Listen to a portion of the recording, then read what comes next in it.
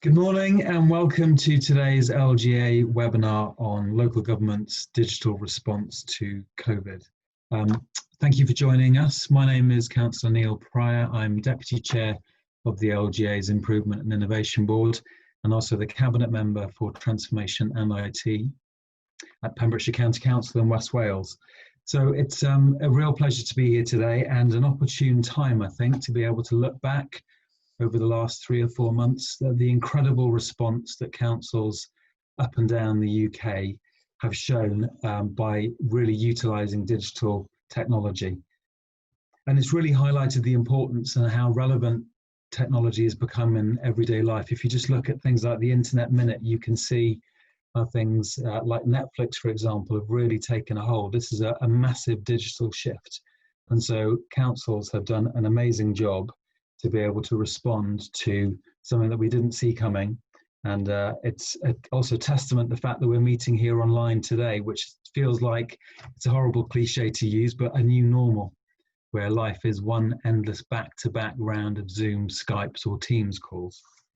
So there's lots of case studies on local.gov.uk that you can look at for how councils have responded, not only digitally, but we're going to hear from a few councils today. Before I introduce my colleague from Pembrokeshire, which I'm really pleased to do, we've also got Wirral, Dorset and Stockport, who are going to be taking you through some of their digital response to the pandemic. But before I hand over, at last minute, I've actually been able to get my colleague Gareth Johnson to step in. We did advertise this with Lee McSparron, who's head of IT at Pembrokeshire. Unfortunately, due to a bit of a family emergency, he can't make it. So Gareth very kindly has stepped in last minute, but that also means that you're going to hear from me just for a couple of extra minutes as I give a little bit of context before handing over to Gareth. So from a political point of view, I was elected 3 years ago, took over the transformation programme at Pembrokeshire within a matter of weeks, I think it was, and we took a little bit of time to think about what we wanted to do, but put technology firmly at the heart of the transformation programme. And so what that meant in reality was 3 or 4 months work of stakeholder engagement. I used the political process scrutiny to get backbencher involvement and buy-in as well. And we ended up with, we did some benchmarking actually and discovered that we were one of the smallest IT teams in Wales and one of the most underfunded IT teams in Wales. So it was actually fairly straightforward to persuade councillor colleagues that we should be investing in the technology service. So whether you call it digital or technology, for me, the terms are fairly interchangeable. And what that meant was that we invested in the service and we've done a couple of things over the last few years. Well, I say a couple of things and lots of things.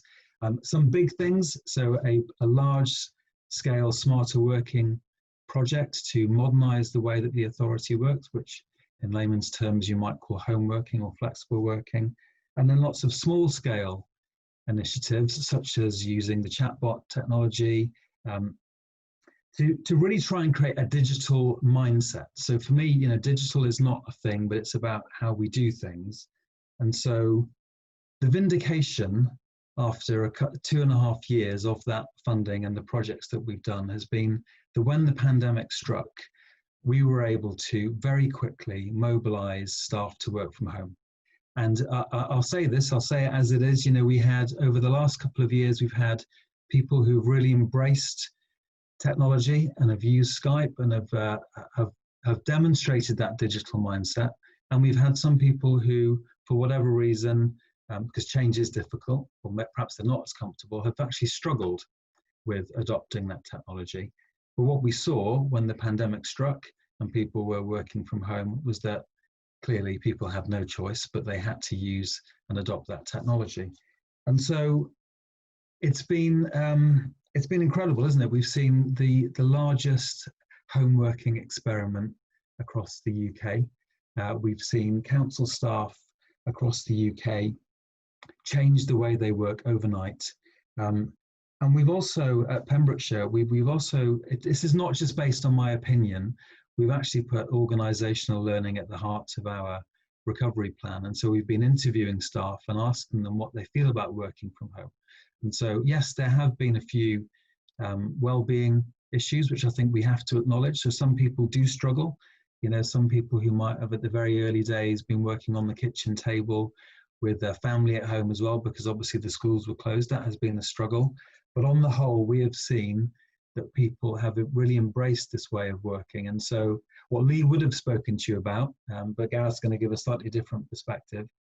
Lee would have spoken to you about how we created those conditions, how we invested in technology and digital, and how that has enabled the organisation to respond in a fairly rudimentary way to give people the ability to work from home securely and safely. So that's been really good. And but from a political perspective, you know, like I say, real vindication that we did the right thing by investing in the technology service when the narrative feels like it's always about cuts. So that's enough from me. What I will do now is I will ask, I'll bring in Gareth, who will talk a little bit more around the response at Pembrokeshire. So Gareth, over to you. Good morning, and thank you, Councillor Pryor. As Councillor Pryor mentioned, we altered the way County Hall works. No stone was left unturned, which was fully supported by Cabinet and our corporate management team. So County Hall is fully agile, supporting hot desking, collaboration, comfort areas, and sensitive needs. So 90% of our estate now has laptops, which has meant that we can support the home working environment. Overnight, as you would imagine, our digital plans were accelerated. We were asked to develop a digital mailroom, which was, again, a simple approach, which was just a scanning station. Documents were then sent straight to the business via email. Digital projects such as the development of a new online form solution, which we plan to launch later this year, was accelerated. This included the development of an end-to-end solution for business grant support applications. That application was actually launched and developed within 4 working days, which was amazing. An online appointment-based solution was developed and launched for waste and recycling services for residential and commercial users. We had requests to develop click and collect services for library services. So there was a big mix of requests coming from a number of services during the lockdown period. We also needed to make sure that the communication channels were updated. So we created a coronavirus section on our main website and also our intranet pages. That included link-throughs to Public Health Wales, information and support for residents, business users. We also needed to make sure that our social media channels were updated at the same time. So we created like a timeline of activity, which dynamically fed straight through to social media. Our Chief Executive, Ian Wesley, published video blogs. They were on our website and social media channels every Friday. So yeah, there's been a big mix of requests coming through from various services. The last 4 months has really given services a bit of a shake. Over the last 2 to 3 years, we've been pushing services to go digital.